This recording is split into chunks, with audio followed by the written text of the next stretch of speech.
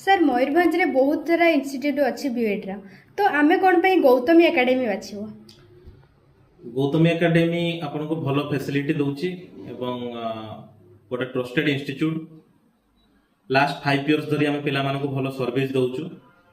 एबे हमर 26-28 एडमिशन चली आपको रिक्वेस्ट थरे आसिक आप इंस्टीट्यूट विजिट करंतु आम सहित मिसंतु पूरा कथा हुंतु एडमिशन नेबे न नेबे सेटा आपनको ऊपर डिपेंड करे बस थरे ऑफिस विजिट करके देखंतु जदि सब किछ आपको ट्रस्टेबल लागिला ताले आप एडमिशन लेंतु। सर आपण को इंस्टीट्यूट रे जदि हमें एडमिशन नेबो ताले को यूनिवर्सिटी रे हमें एडमिशन नै परिबो। आमर ए वर्ष पई रहउची आचार्य नागार्जुन यूनिवर्सिटी, आंध्रकेशर यूनिवर्सिटी, योगी वामन यूनिवर्सिटी एवं रॉयल सीमा यूनिवर्सिटी।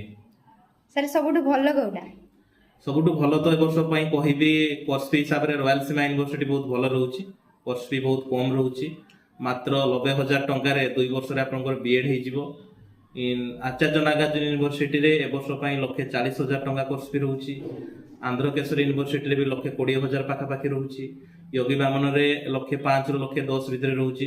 एनु सब आड़ को टाली कले ए वर्ष पई भलो रहइबो रॉयल सीमा यूनिवर्सिटी। थरे ऑफिस आसंतु विजिट करंतु ए बाबद रे आमे आहुरी मध्ये अनेक कथा हे परिबा।